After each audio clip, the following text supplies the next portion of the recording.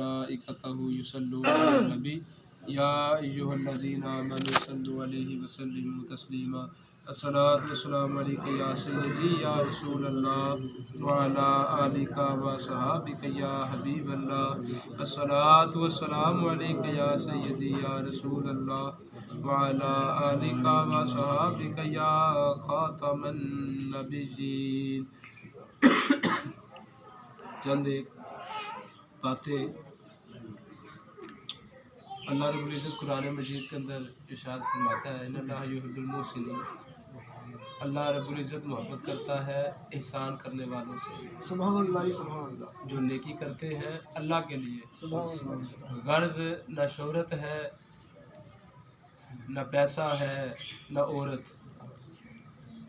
तीन चीज़ों के लिए इंसान नेकी करता है। अक्सर आप अगर देखें और भी हज़ारों मकसद हो सकते हैं, या शोहरत या औरत मकसद है या दौलत मकसद है। तो अल्लाह मोहब्बत करता है नेकी करने वालों से। और एक और आयत में अल्लाह रब्बुल इज़्ज़त ने इरशाद फरमाया कि अल्लाह मोहब्बत किससे करता है, अल्लाह किनके करीब। ये तो है ना, अल्लाह मोहब्बत करता है मुहसिनीन से, एहसान करने वालों से। तो दूसरी जगह अल्लाह इरशाद फरमाता है कि मेरी रहमत किधर है, इन्ना रहमतल्लाहि करीबुम मिनल मुहसिनीन। मेरी रहमत किधर है, मुहसिनीन करीब है। आज जो दरबदर की ठोकरें पूरी उम्मत मुसलमान खा रही है, उसका सबब सिर्फ यही है, जो मौसम कायनात थे, जो मौसम इंसानियत थे और कुल जहानों के लिए रहमत थे, उनका जब से दर छोड़ा है ज़िल और रसवाम हो रहे। उनका दर सिर्फ इसलिए छोड़ा था कि रोटी पूरी हो जाए। रोटी आपकी और मेरी अब तक पूरी ना हुई। 1947 में जब हिजरत हुई, वो फ़कत नबी पाक अलैहिस्सलाम के दीन के लिए, एक अलहदा तशख़्ख़ुस के लिए, इस्लाम की तरवीज के लिए कि हम आज़ादाना तौर पे अज़ानें दे सकें, नमाज़ पढ़ सकें, तबलीग कर सकें, हजूर पे दरूद पढ़ सकें। हिजरत इसलिए हमारे बड़ों ने की थी। लेकिन कुछ लोग हिजरत के मकासद भूल गए और उन्होंने ये समझा कि शायद ये दो आदमियों की जंग थी, ये मोहम्मद अली जिन्ना और गांधी की जंग थी। उन्होंने इस तकसीम को सियासी रंग दे डाला, इस तकसीम को सियासी रंग दे डाला। आप सब अहबाब से मेरी एक गुजारिश है कि आप अपनी तवज्जो महफिल के अंदर रखा करें। बाहर क्या हो रहा है, चाहे ज़ल्ज़ला आ जाए, तबाही मच जाए, अगर महफिल में रह के भी, ये महफिल का मकसद कि वैसे तो हर वक्त इंसान हजूर पे दरूद पढ़ सकता है। महफिल का मकसद ये है कि उस वक्त सारे ख्याल, मुझे भी फ़ोन आ रहा था, मैंने सोचा फ़ोन उठ के सुन लूँ, फिर सोचा कि हजूर की महफिल छोड़ के फ़ोन सुन लूँ। ये मैंने इसलिए सोचा कि मैंने कोई बड़ापन किया, ये मेरे अंदर भी जो नफ्स है ना, वो भी हमें अंदर से ख़राब करता है। जब फ़ोन सुन ले फिर आ जाएंगे। शैतान का काम आगे भी, मैंने कल एक दोस्त को मिसाल दी थी कि शैतान से पूछा ना कि तू कैसे काम करता है, तू एक आदमी में झगड़ा कैसे कराता है। उन्होंने कहा मैं सिर्फ उंगली लगाता हूँ, मैं इशारा करता हूँ, लड़ते तो इंसान है। ये भी उसके काम है। आप लोग अच्छे काम के लिए बैठे हैं ना, तो कभी किसी की आवाज़ आ जाएगी, कभी किसी की आ जाएगी, कभी देग आ जाएगी इधर से। मैं लंगर का मुनकर नहीं, लेकिन ये जो हजूर की मोहब्बत का लंगर है, ये पहले है। इन सैयद शाह साहब की तकरीर सुन के देखें, अब फरमाते हैं कि तुम्हें दाल रोटी तो हर आस्था में मिलती है, तुम गोल्डन शीफ आते हो यहाँ भी मिलती है, लेकिन तुम नसीरुद्दीन से वो लंगर ले रहे हो जो तुम्हारी रूह को ज़रूरत है, जो तुम्हारे ईमान को मजबूत करे। हम सिर्फ जिस्म को परवान चढ़ाना चाहते हैं। तो वो मैं ये बात मुकम्मल करके फिर दोबारा टॉपिक की तरफ आ जाऊँगा। तो शैतान ने क्या किया, उसने कहा देख, अब उसने लिया, वहाँ पे था जलेबी की दुकान, शीरा दुकान, तो वहाँ पे जो उसने दीवार पे लगाया। अब आगे पीछे जो उसके दुकानें थी, 7 दुकानें थी। एक थी कसाब की, गोश्त वाले के पास कुत्ता था, और एक दूध वाले के पास बिल्ली थी। जब उसने शीरा लगाया, शीरे में मक्खी आई, मक्खी खाने के लिए छिपकली आई, छिपकली, क्योंकि बिल्ली बड़े शौक से छिपकली खाती है। अगर आपको इल्म में नहीं तो मैं आपको बता दूं, मैंने खुद देखा 3 छिपकलियाँ एक बिल्ली को मैंने खाते खुद देखा। बिल्ली ने हमला किया छिपकली खाने के लिए, तो अब कुत्ता और बिल्ली का आपस में वैर है, कुत्ते ने हमला कर दिया बिल्ली पे। अब चूंकि ये 2 दुकानदार थे, एक की बिल्ली थी, एक का कुत्ता था, तो लड़े कुत्ता और बिल्ली, तो बजाय इसके कि उनको अलहदा कर दिया जाता, वो दोनों आपस में लड़ पड़े दुकानदार। देखते देखते मजमा इकट्ठा हो गया, खून खराबा शुरू हो गया।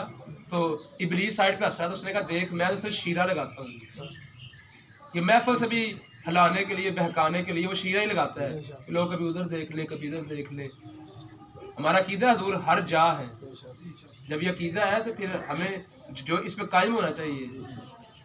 صرف اس وقت حضور نہیں جب ہم درود پڑھ رہے ہیں, حضور ہر طرف آپ کی رحمت ہمیں گھیرے ہوئے ہے. آپ کی رحمت للعالمین کا جو چادر ہے اس کا سائے کے نیچے ہے. تو چلے ٹھیک ہے, عام ہمیں خیال روزمرہ کاموں میں نہیں ہوتا, لیکن جب محفل میں بیٹھے ہیں تو یہ بات میں نے کافی عرصے سوچا تھا کرتا, لیکن میں نے کہا شاید چلے کبھی وقت آج وقت ملا تو میں نے کر لی. تو رحمت جو ہے وہ محسنین قریب ہے. تو ہم محسنوں کو بھول گئے, ہم ہجرت کے مقصد کو بھول گئے. ہم نے یہاں بھی روٹی پورا کرنا سمجھا کہ شاید ہندوستان میں روٹی پوری نہیں تھی ہوتی, یہاں روٹی پوری کرنے کے لیے آئے تھے. بس پھر وہی کچھ ہوا, وہی چال وہ ہماری بےڈنگی تھی جو پہلے بھی تھی اور اب بھی ہے. علامہ خادم صاحب ایک جگہ فرماتے ہیں کہ ایک بندے نے تاریخ لکھی کہ 1947 کی یہ صورتحال تھی کہ جب دیگ آئی نا تو لوگ اس پہ ٹوٹ پڑے. تو دیگ تھی دلیم کی تو گر گئی, تو لوگوں نے پھر جو اگر وہ صبر کرتے آرام سے بیٹھ رہے تھے سب کو مل جاتی. جب لوگ ٹوٹ پڑے دیگ گر گئی تو پھر لوگوں نے زمین سے اٹھا کے لگائے کھائی, بیچ میں مٹی بھی تھی. وہی صورتحال, صرف کیا ہوا ہمارے کپڑے بدلے, ٹائی شائی لگ کے نا پرفیوم شفیوم لگا کے اچھے. تو کیا ہوتا ہے شادی حالوں میں آپ کے سامنے سر ڈھکن جو ڈھکن اٹھنے کی آواز آ جائے آپ کو, تو بڑے بڑے سوٹیڈ بوٹیڈ کے آگے پلیٹ ایسے رشین ساڑھ کی بھر کے بیٹھے ہوتے ہیں کہ شاید ساری زندگی کا آج ہی رشین ساڑھ کھا کے جاتے ہیں. اور جو گوشت ضائع کیا جاتا ہے وہ آپ لوگوں کے سامنے ہے. تو محمد علی جناح رحمۃ اللہ تعالیٰ اور علامہ اقبال نے ملک اس لیے نہیں تھا بنایا کہ ہم ٹائی لگا کے اور بڑے سلجھے ہوئے بن کے تو انسانوں والی حرکتوں کے بجائے جانور والی حرکتیں کریں.